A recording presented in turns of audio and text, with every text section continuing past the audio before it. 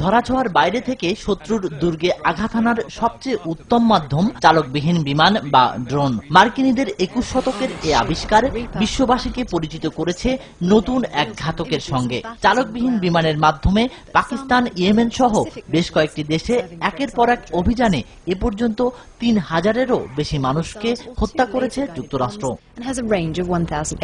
সম্প্রতি সীমান্তের নিরাপত্তা জোরদারের নামে এই চালকবিহীন বিমান ব্যবহারের ঘোষণা দিয়েছে ভারত। বিএসএফ এর পক্ষ থেকে বলা হয়েছে, ভারতীয় সীমান্তে কেউ অনুপ্রবেশের চেষ্টা করলে 10 থেকে 12,000 ফুট উঁচু থেকে তার চিত্র ধারণ করে তাৎক্ষণিকভাবে তথ্য জানাবে পাইলটবিহীন এ বিমান। আকাশসীমা ব্যবহার সংক্রান্ত সীমাবদ্ধতা থাকায় ড্রোন ব্যবহার ও পরিচালনা পদ্ধতির খসড়া চূড়ান্ত করতে কাজ করছে ভারতীয় বিমান বাহিনী।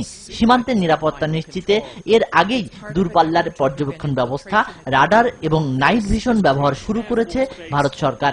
এবার যুক্ত হলো নতুন ঘাতক চালকবিহীন বিমান।